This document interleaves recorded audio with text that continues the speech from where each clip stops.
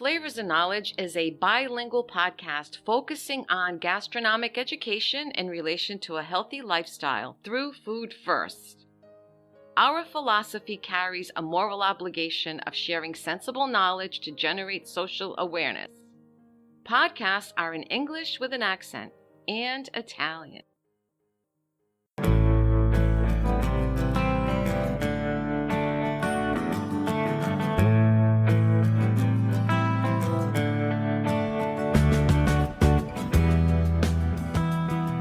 Hello friends, welcome back to Flavors and Knowledge, the food learning podcast, where we strive for honest food talk and a few opinions. I'm Chef Walter. Today's episode is about 10 tips for better cooking.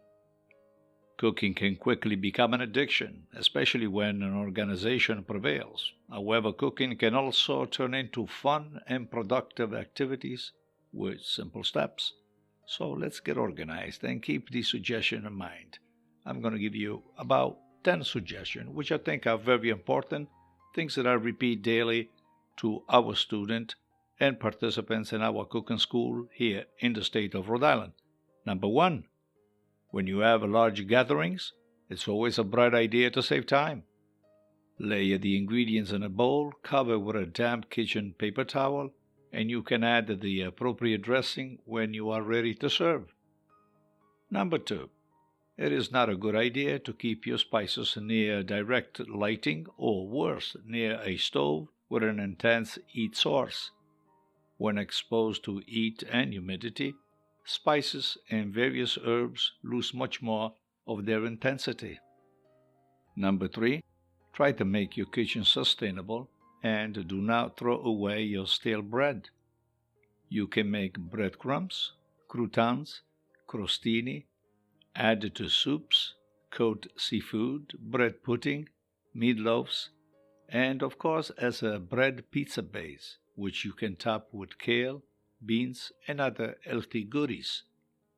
Put the stale bread in cold water until completely soaked, squeeze the water out, add spices, herbs, and 1 egg which will act as a binder.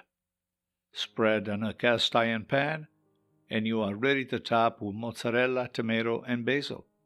Bake until crispy. Number 4, it is not a good practice to cook any meat straight out of a refrigerator. Instead, bring the meat to room temperature. The fat will soften a little, and the fat, of course, will impart a quick flavor into the flesh when you are cooking the meat. Number 5, fresh herbs are always held in a glass of water in the refrigerator. Basil, however, needs to be wrapped in a damp paper kitchen towel. The procedure will keep the basil fresh, aromatic, and vividly green. Do not cut basil with a knife or a scissor. The blade will tarnish the leaves. Also, always add basil at the end of the cooking process when the fire is off. The delicate flavor gets wholly lost when cooked. Last minute and shredding does the job. No utensils. Number 6, all rituals are connected with onion and tears, from swimming goggles to onion drowned in water, and many more, like light a candle or whatever else comes to mind. First thing that you do is cut off the onion's root, allowing the gas to release something called propanethiol, S-oxide, and forgive me for the pronunciation. Then, when mixed with certain enzymes in the onion, it creates a sulfur gas. When these gases enter your eyes, they produce a mild irritation. Less crying if you buy white-skin onions instead of the orange reddish ones that you commonly see in your local supermarket. Number 7, when making crispy fries or chips, slice the potatoes and soak them in cold water for about 15 to 20 minutes. Water removes the starch. Your potatoes will turn crispy and achieve a great golden color once you are frying. Also, when you're cutting potatoes, always rinse the knife's blade with water.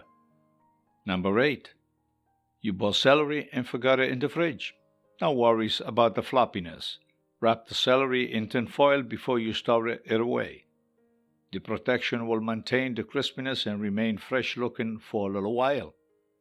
Number 9. Unless you bake frequently, it isn't easy to use a box of brown sugar. Sugar hardens and becomes difficult to handle. Here's a remedy that works all the time. Transfer the sugar to a large plastic container, add a thick piece of bread or a bitter apple slice. Bread will soften in less than a day, and your sugar will be easy to handle. Number 10, and the last one. To remove the juices from citrus fruit, you must roll it on a counter. Hold an orange or lemon in your hand's palm, apply minor force, and move back and forth 4 to 5 times.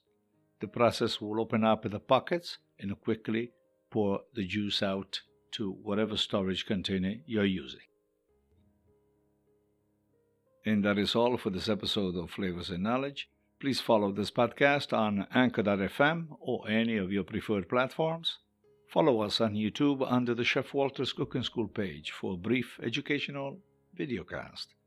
In addition, our website flavorsandknowledge.com will offer all the necessary information on our services, products, and programs.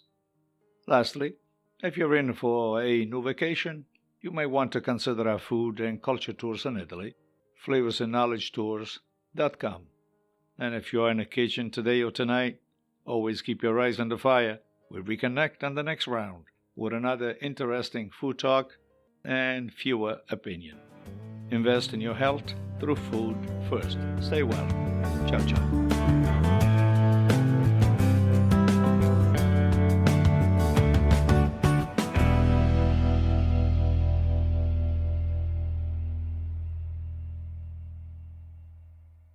Flavors and Knowledge is brought to you by Chef Walters Cooking School in Cranston, Rhode Island. For classes, workshops, events, and programs, please visit our website at chefwalterscookingschool.com. For all other services offered by Chef Walters Food Group, check out our main website, chefwalter.com.